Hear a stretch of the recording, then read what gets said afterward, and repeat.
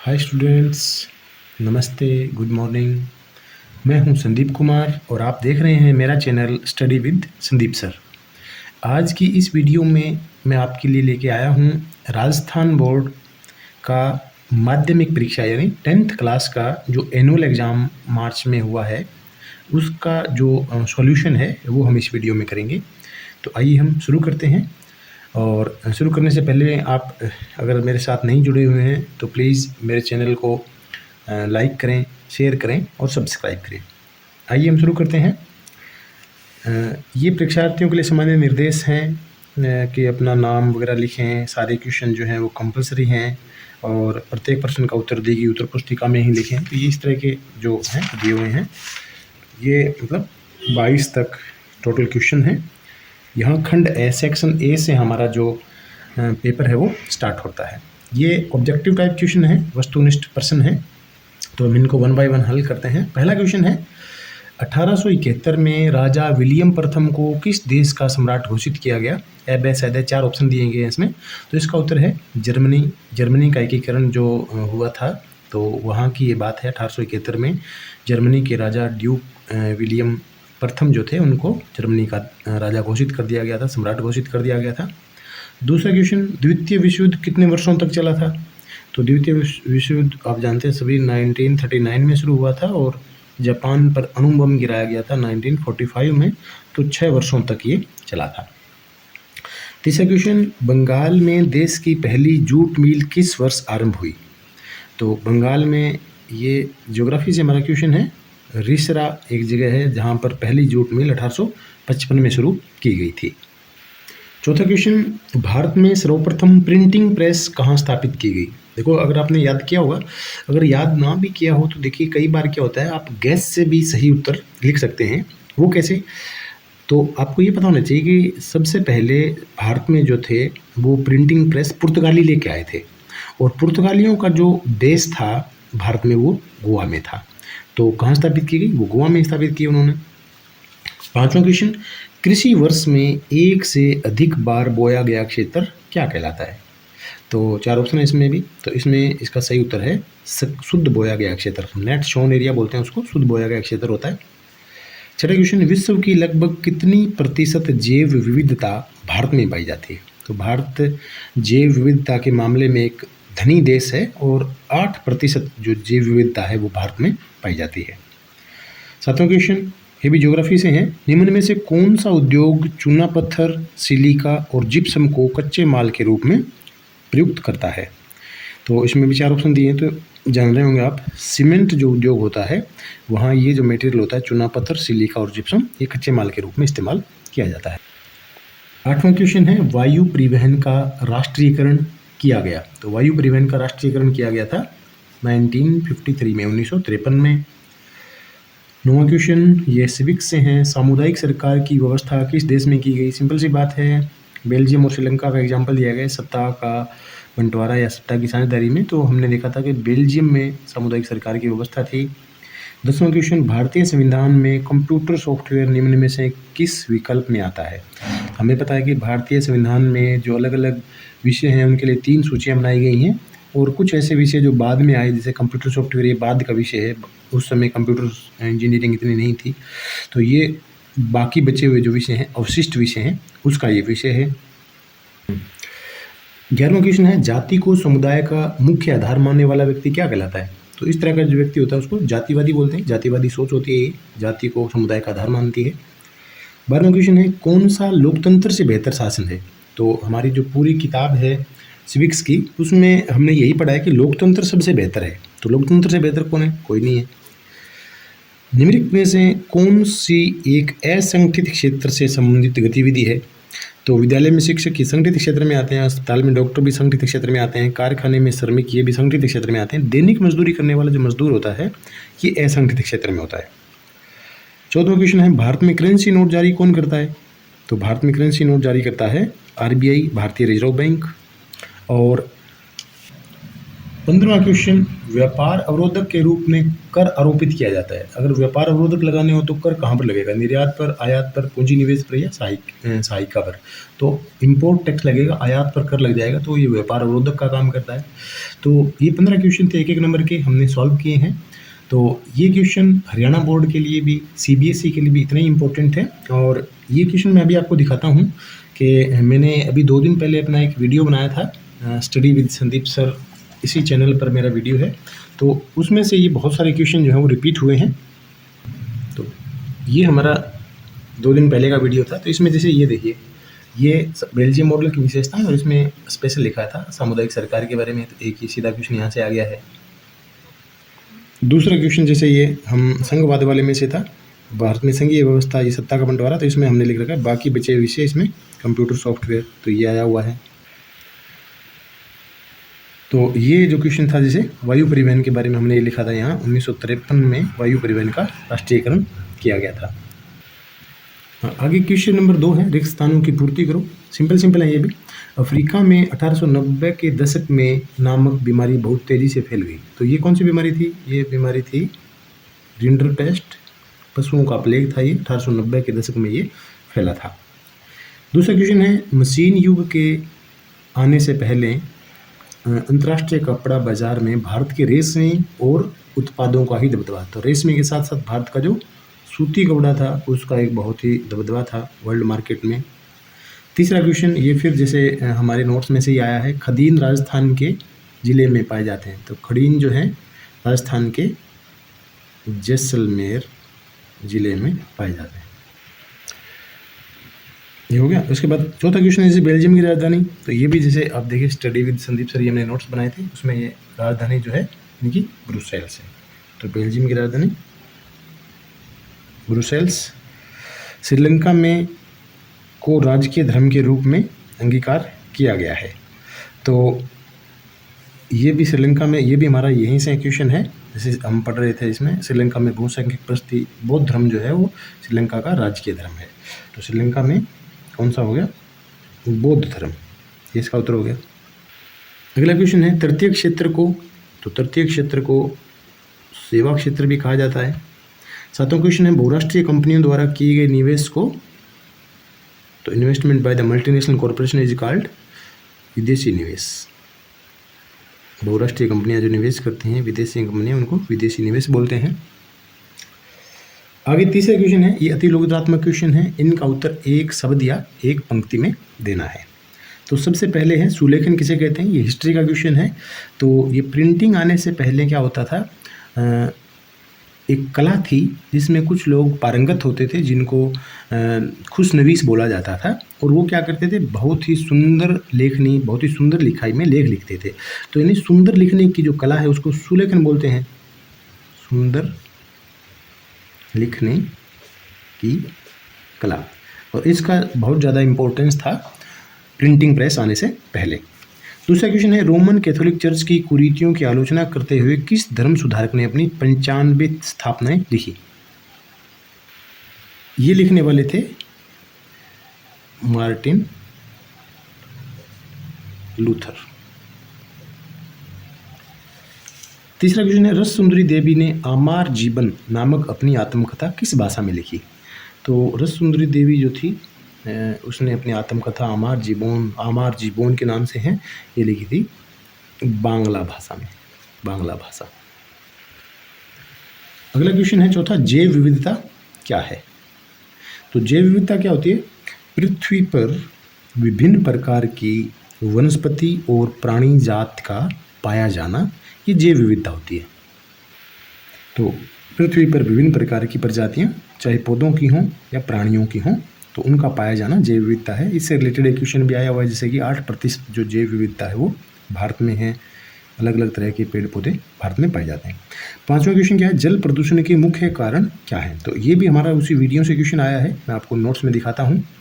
तो ये क्वेश्चन यहाँ से आया, औद्योगिक प्रदूषण की जब हम बात कर रहे थे, वायु प्रदूषण, फिर जल प्रदूषण। जल प्रदूषण का कारण क्या है? औद्योगिक अपशिष्ट, यानी उद्योगों में से जो जल है उसको बिना उपचार के, जैसे कि ये तापीय प्रदूषण में भी लिखा है, नदी जल में गर्म जल को बिना ठंडा किए छोड़ना, तो इससे वजह होता है जलीय जीवों वनस्पति पर दुष्प्रभाव पहुँचता है इससे।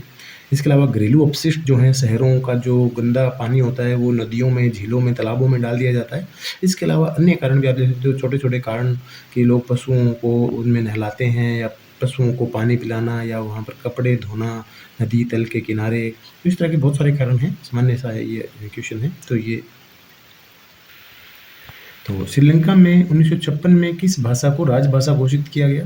तो ये भी क्वेश्चन हमारा उन्हीं नोट्स में से है। श्रीलंका में बहुसंख्यक परिस्थिति वाला, इतने से टॉपिक में 2 क्वेश्चन आए। एक बौद्ध धर्म को राजकीय धर्म घोषित किया गया था और सिंहली एकमात्र राजभाषा घोषित कर दी गई थी। तो इसका उत्तर आ जाएगा सिंहली। अगला क्वेश्चन है, उन देशों के नाम लिखिए जिनकी सीमाएं बेल्जियम से मिलती हैं। तो मैप बेस्ड क्वेश्चन है ये। फ्रांस, लग्जमबर्ग, जर्मनी, इन देशों की सीमाएं जो है वो बेल्जियम से लगती हैं।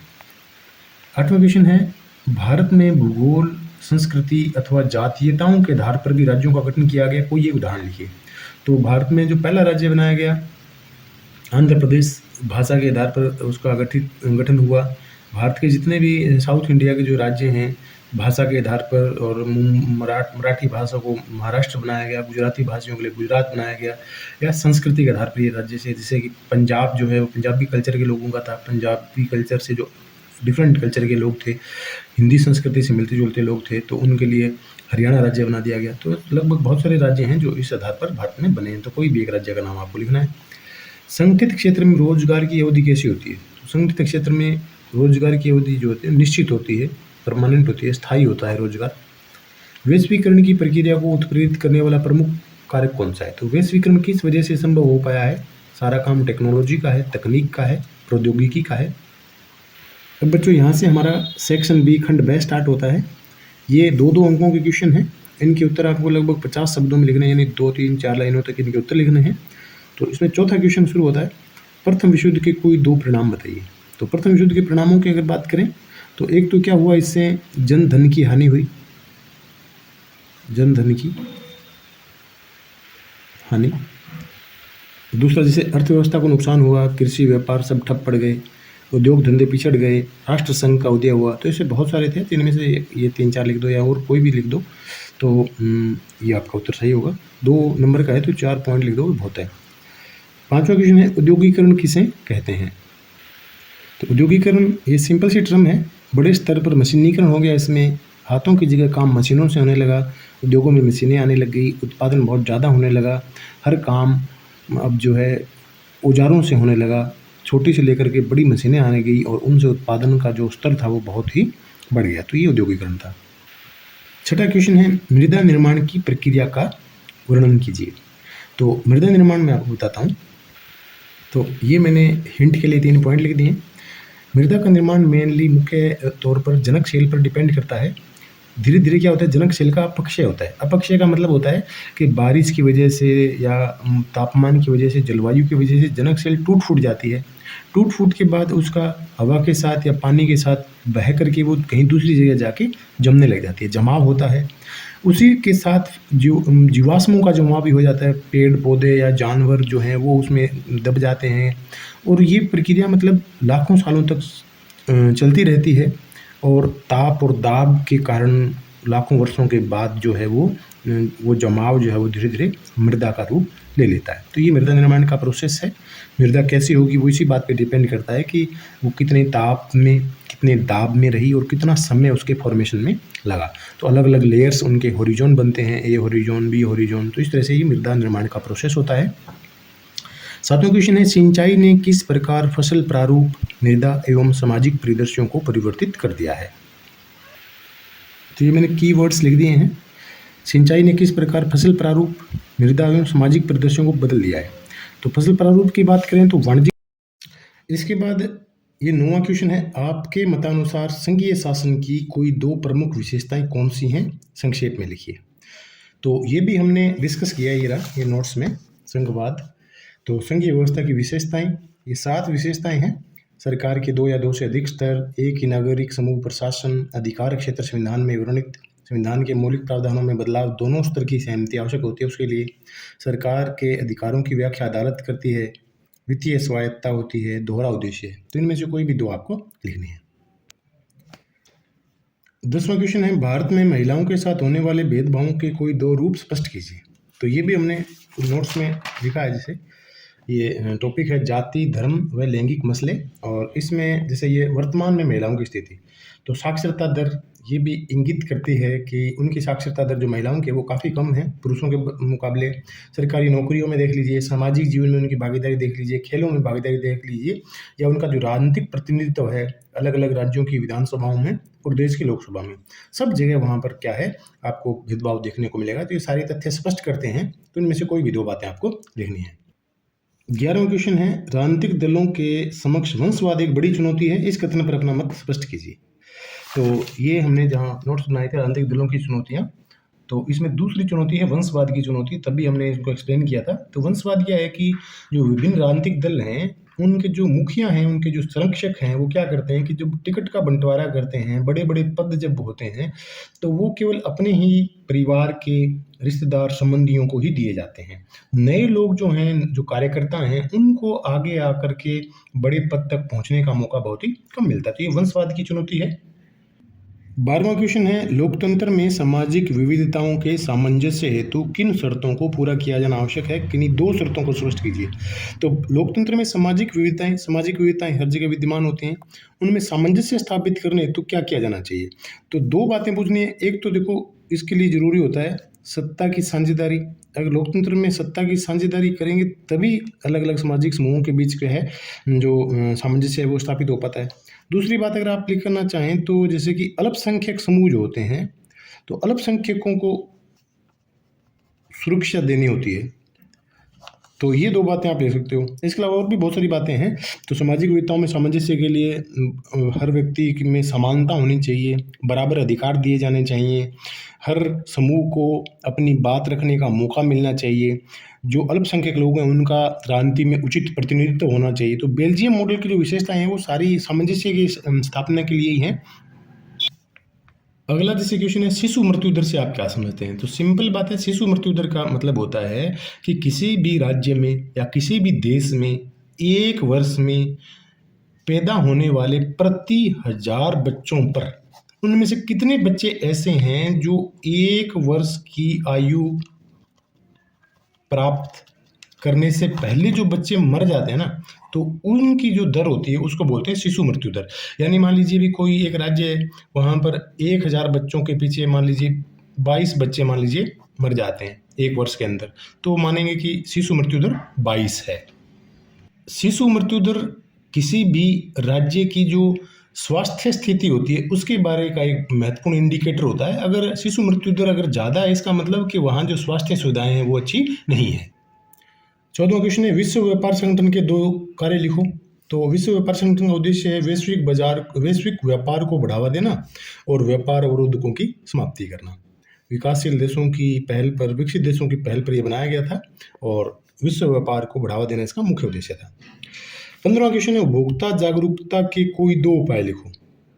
उपभोक्ता जागरूकता के बहुत सारे उपाय हैं, तो उसमें सबसे एक तो जैसे प्रचार है, टीवी पर बहुत खबर आती है जागो ग्राहक जागो करके, तो ये एग्जांपल दे के भी आप ले सकते हो। तो ये क्या है,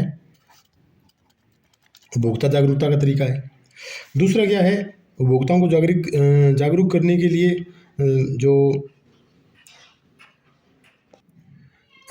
दूसरा जैसे हम लिख सकते हैं कि बाजार के लिए नियम बनाना और उन नियमों के बारे में आम लोगों को जानकारी जो है वो देना।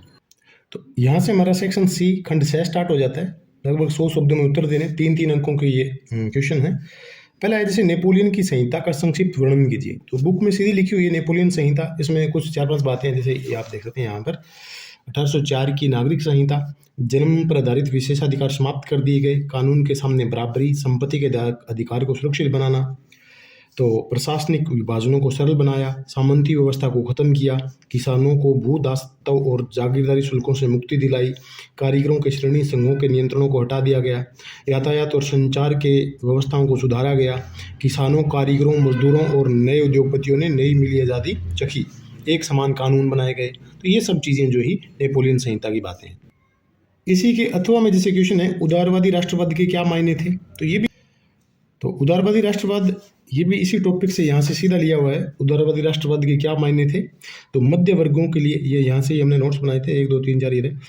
मध्य वर्गों के लिए उदारवाद का मतलब था व्यक्ति के लिए आज़ादी, कानून के सामने बराबरी, राजनीतिक रूप से उदारवाद एक ऐसी सरकार पर जोर देता था जो सबकी सहमति से बने, निरंकुशता का विरोधी था, पादरी वर्ग के विशेषाधिकारों की समाप्ति का पक्षधर था, ये संविधान तथा संसदीय प्रतिनिधि सरकार का पक्षधर। ये सब बातें उदारवादी राष्ट्रवाद की हैं। 17वां क्वेश्चन है, भारत में कृषि विकास के प्रौद्योगिकी एवं संस्थागत सुधारों का वर्णन कीजिए। तो ये भी हमारे उस वीडियो में है, नोट्स में। प्रौद्योगिकी और संस्थागत सुधार, जोतों की जकबंदी, जमींदारी प्रथा की समाप्ति, सहकारिता, प्रथम पंचवर्षीय योजना, इसका मुख्य लक्ष्य था भूमि सुधार। 1960 और 70 के दशक में सुधार हुए। हरित क्रांति और श्वेत क्रांति, उत्पादन में वृद्धि हुई परंतु सीमित क्षेत्र में। फिर 1980 और 90 के दशकों में सुधार हुए। फसल बीमा, प्राकृतिक आपदा और बाढ़, सूखा आदि से सुरक्षा दी गई। ऋण सुविधाएं, बैंकों की स्थापना की गई, किसान क्रेडिट कार्ड योजना चलाई गई, कृषि कार्यक्रम प्रसारित किए गए, मौसम की जानकारी उपलब्ध कराई गई और सबसे बड़ा कदम न्यूनतम समर्थन मूल्य एमएसपी जो है वो किसानों को दिया गया। तो ये सब बातें इस टॉपिक से रिलेटेड हैं। अगला इसी के अथवा में क्वेश्चन है, भारत में शस्य प्रारूप का वर्णन कीजिए, क्रॉपिंग पैटर्न इन इंडिया। तो ये भी हमारा इसी बुक के इसी चैप्टर के नोट्स में से है। ये रहा शस्य प्रारूप। 3 प्रारूप हैं, रबी, खरीफ और जायद। अक्टूबर नवंबर में बोना, अप्रैल मई में काटना। गेहूं, जौ, मटर, चना, सरसों, ये इसके एग्जाम्पल हैं। खरीफ मानसून आगमन पर बुआई होती है, जून के आसपास। कटाई सितंबर अक्टूबर में होती है। चावल, मक्का, कपास, जूट, मूंगफली, ज्वार, बाजरा, धान, ये खरीफ की फसलें। जायद सब्जियां उगाई जाती हैं इसमें रबी की सीजन की कटाई के बाद और खरीफ की सीजन की बुआई से पहले। तो ये क्रॉपिंग पैटर्न लिखना था, 3 नंबर के लिए इतना सफिशिएंट है। आगे 18वां क्वेश्चन है, भारत में राजनीतिक दलों में सुधार हेतु क्या प्रयास किए गए हैं, किन्हीं 3 सुधारों की विवेचना कीजिए। तो ये भी क्वेश्चन हमारा उन्हीं नोट्स में से है। राजनीतिक दलों की चुनौतियां, दलों को कैसे सुधारा जा सकता है। तो किए गए प्रयास, दल बदल विरोधी कानून बनाया गया है, शपथ पत्र अनिवार्य कर दिया गया है, सांगठनिक चुनाव अनिवार्य कर दिए गए हैं, आयकर रिटर्न भरना अनिवार्य कर दिया गया है, महिलाओं को आरक्षण इसमें दिया गया है। सुझाव भी इसमें लिखे हुए हैं, हालांकि सुझाव इसमें इस टॉपिक में नहीं पूछे गए हैं। इसी के अथवा में क्वेश्चन है, लोकतंत्र में राजनीतिक दलों की आवश्यकता क्यों है, किन्हीं 3 कारणों की विवेचना कीजिए। तो ये भी हमारा इसी टॉपिक में से इसमें क्वेश्चन है, राजनीतिक दल की जरूरत। तो ये भी हमने उस वीडियो में अच्छे से समझाया था। तो एक तो हमने ये बताया था कि राजनीतिक दल की जरूरत का मतलब ये जो राजनीतिक दलों के कार्य हैं, तो कार्य का मतलब यही होता है कि जो कोई काम है तो काम उसका मतलब वो जरूरत पूरी कर रहा है। तो ये सारे काम भी राजनीतिक दलों की जरूरत को दिखाते हैं। इसके अलावा हमने एक सिचुएशन ये दिखाई गई है कि भाई स्वतंत्र या अगर राजनीतिक दल नहीं होंगे तो जो उम्मीदवार होंगे वो स्वतंत्र या निर्दलीय होंगे, तो कोई नीतिगत बदलाव नहीं आ पाएगा। वो केवल अपने निर्वाचन क्षेत्र के बारे में सोचेंगे और राष्ट्रहित जो है इसी व्यवस्था में गौण हो जाएगा। 19वां क्वेश्चन है, आप विभिन्न क्षेत्रों से उत्पादित वस्तुओं एवं सेवाओं के मूल्य की गणना कैसे करेंगे, उचित उदाहरण की सहायता से समझाइए। तो यहाँ तरीका बहुत अच्छे से बुक में समझाया गया है कि इसमें क्या करना होता है, केवल अंतिम वस्तुओं के मूल्य की गणना करनी होती है, मध्यवर्ती वस्तुओं का मूल्य नहीं जोड़ना होता है। या फिर क्या करो, प्राथमिक उत्पाद का मूल्य जोड़ो प्लस उसमें हर स्टेप पर जितनी मूल्य वृद्धि होती है उनको जोड़ लो। तो इस तरीके से हमें वस्तुओं के या सेवाओं की मूल्य की गणना हो जाती है। उदाहरण जैसे गेहूँ है, 100 रुपये का गेहूँ है, आटा बन गया तो 120 रुपये का हो गया, बिस्कुट बन गया तो फिर वो 200 रुपये का हो गया। तो हमें क्या करना है, केवल ये मूल्य जोड़ना होता है। या फिर दूसरा तरीका क्या है, ये इसका मूल्य जोड़ लो प्लस मूल्य वृद्धि यहाँ पर कितनी है 20 रुपये, यहाँ पर मूल्य वृद्धि कितनी है 80 रुपये, तो 100, 20 और 80 ये भी 200 होगा। तो ये तरीका है, तो ये उदाहरण देके आपने समझाना है। अगला क्वेश्चन है, इसी के अथवा में आपके मतानुसार अतिरिक्त रोजगार का सृजन कैसे किया जा सकता है। तो इसके भी बहुत सारे तरीके हैं, जैसे कि फैक्ट्रियाँ लगाना, तो जैसे फैक्ट्रियाँ या कारखाने लगाना हो गया। कौशल विकास, जैसे आजकल सरकार कौशल विकास पे जोर दे रही है, अगर स्किलफुल लोग होंगे तो ज़्यादा रोजगार मिलेगा। सरकारी परियोजनाएं चलाना, शिक्षा प्रणाली में सुधार, यानी शिक्षा प्रणाली रोजगार परक बनाई जाए, केवल जॉब ओरिएंटेड जो एजुकेशन है वो दी जाए। तो ये 3-4 पॉइंट आपने बताते हैं। ये यहाँ से हमारा सेक्शन डी शुरू होता है। ये 4-4 नंबर के क्वेश्चन है। पहला क्वेश्चन है, भारत छोड़ो आंदोलन का विस्तार से वर्णन कीजिए। तो यहाँ से क्वेश्चन है, भारत छोड़ो आंदोलन बॉक्स में से दिया गया है कि द्वितीय विश्व युद्ध के प्रभाव ने भारत में व्यापक असंतोष जन्म दिया। गांधी जी ने एक आंदोलन शुरू किया, भारत छोड़ने पर जोर दिया गया। 14 जुलाई 1942 को ये एक प्रस्ताव पास हुआ और फिर ये 8 अगस्त 1942 को आंदोलन शुरू हुआ। करो या मरो का नारा दिया गया। देश के अधिकतर हिस्सों में राज्य व्यवस्था ठप हो गई, लोग अपने आप ही आंदोलन में कूद पड़े, हड़तालें हुई, गीत और नारों के साथ प्रदर्शन हुए, जुलूस निकाले गए। तो ये सब जो टॉपिक है यहाँ से आपने ये उत्तर लिखना है अपना। इसी के अथवा में क्वेश्चन है, शहरों में असहयोग आंदोलन किस प्रकार फैला। तो ये टॉपिक का पहला ही हिस्सा है इसमें, शहरों में आंदोलन। तो आंदोलन की शुरुआत शहरी मध्य वर्ग की हिस्सेदारी के साथ हुई। विद्यार्थियों ने स्कूल कॉलेज छोड़ दिए, हेडमास्टरों और शिक्षकों ने इस्तीफे सौंप दिए, वकीलों ने मुकदमे लड़ने बंद कर दिए, परिषदों के चुनाव का बहिष्कार किया गया। तो ये सब इसके बाद आर्थिक मोर्चे की बात करें तो शराब की दुकानों की पिकेटिंग की गई, विदेशी सामान का बहिष्कार, विदेशी कपड़ों की होली जलाने से ये विदेशी कपड़ों का आयात आधा रह गया। भारतीय कपड़ा मिलों और हथकरघा मिलों का उत्पादन बढ़ने लगा था। तो बाद में धीरे धीरे असहयोग आंदोलन फिर बंद हो गया। तो ये यहाँ से इसका उत्तर लिखना है। तीसवां क्वेश्चन है, टिप्पणियाँ लिखनी है। स्वयं सहायता समूह, सेल्फ हेल्प ग्रुप क्या होते हैं? तो सिंपल सा टॉपिक है, 15-20 लोगों का एक ग्रुप होता है जो अपनी सेविंग्स को, तो वो 15-20 लोग जो हैं वो अपनी सेविंग्स हैं उनको पूल करते हैं, इकट्ठा करते हैं।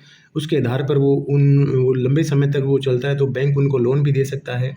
वो मिल कर के कोई स्वयं सहायता समूह अपना रोजगार शुरू कर सकते हैं, जैसे पापड़ अचार बनाने का काम, इस तरह का काम कर सकते हैं। तो ये 2-3 बातें आपको लिखनी है। दूसरा, चेक की सुविधा क्या होती है? तो चेक क्या होता है कि जैसे मान लीजिए मेरे खाते में जमा है, मांग जमा है, तो मैं किसी व्यक्ति को अपनी पेमेंट देने के लिए, किसी को अपने पैसे का भुगतान करने के लिए चेक का यूज कर सकता हूँ। तो इसमें क्या होता है कि पैसे के लेन देन के बिना ही, वास्तविक मुद्रा के लेन देन के बिना ही इसके माध्यम से लेन देन हो जाता है। उसमें जैसे एग्जांपल दे के बताया गया है स्लीम वाले उस चैप्टर में कि मान लीजिए मुझे किसी को पैसे जैसे 1 लाख रुपए देने हैं, तो मैं क्या करूँगा, चेक में 1 लाख रुपए भर के और किसी व्यक्ति को दे दूँगा।